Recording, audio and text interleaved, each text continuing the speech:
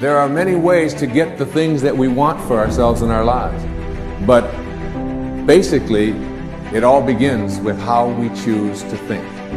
And once you know that what you think about is what expands, you start getting real careful about what you think about. You don't allow your thoughts to be on anything that you don't want. Change your whole approach of how you see life, and it will help you to get to that next level. It'll help you to get unstuck. Wherever there is investment, there's frustration, because investment creates expectation. Anytime you invest, you have expectation. And anytime you have expectation, you have the potential for disappointment. You can't be disappointed if you haven't invested anything.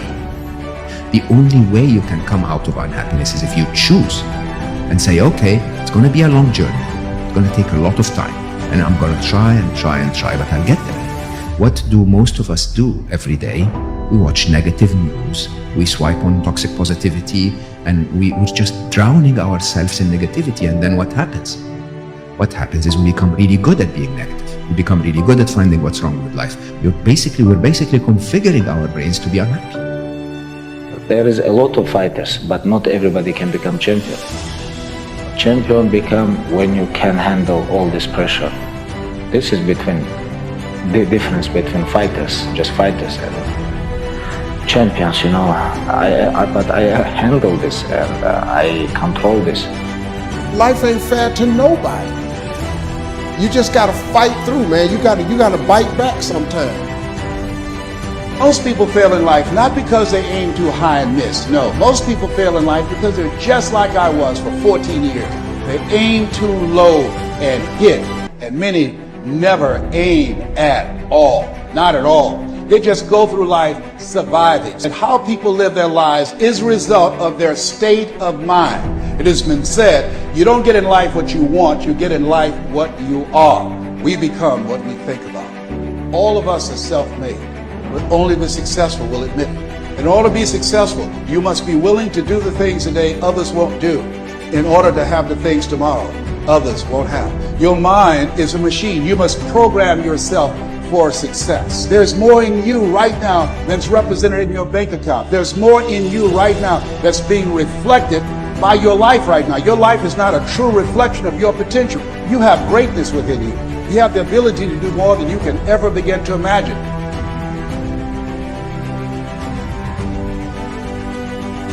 The absence of purpose, we will start digging holes in our life. In the absence of doing something meaningful, we will start literally binge watching TV, binge eating, binge drinking.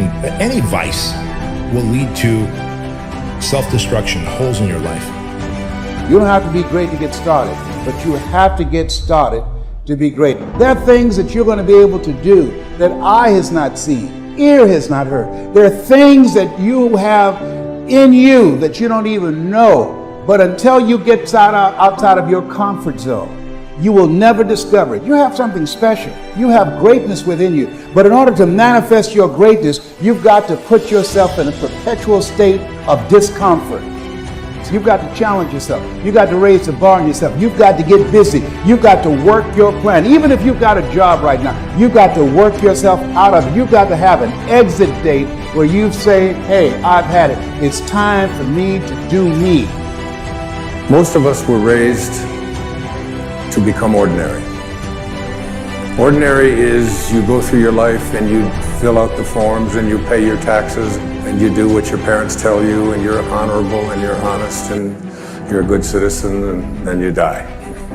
Extraordinary is something very, very different. This is about recognizing within yourself that there's something very, very extraordinary that you haven't been trained to believe in, to come to a place where you can apply it and put it into your life. You can go way beyond ordinary. You can go way beyond just being average. All of us are extraordinary. We just have to come to believe it. Whatever you want to do, believe it, believe it, believe it. Even if you don't believe, play the game of belief. Act as if you believe. That is power. That is sheer power. It will happen. Believe you me. Your brain is the most powerful weapon in the world. If you can't control your own brain and your brain controls you, you got to tell your brain where you want to go and how you want to go and how you want to get there. You got to control it. If not, it's over. Your mind has to be stronger than your feelings. Think about every poor decision you've made in your life. There was more emotion that was involved in it than there was mine. Every single one of them. Think about it. Your feelings keep you in bed. Your mind tells you, get up. When I wake up in the morning, I don't think, am I motivated to go do what I'm supposed to do? No. When the alarm clock goes off, I have no thought about whether this is easy, whether this is hard, whether I want to do it, whether I don't want to do it. None of that matters. It's an emotionless, thoughtless discipline. When the alarm clock goes off, you get up, you get out of bed, and you go do what you're supposed to do. I don't care how it feels. I don't care if it's easy or hard. I don't know what your future is, but if you're willing to take the harder way, the more complicated one, the one with more failures at first than successes, the one that has ultimately proven to have more meaning, more victory, more glory, then you will not regret it. Whatever you choose for a career path, remember the struggles along the way are only meant to shape you for your purpose.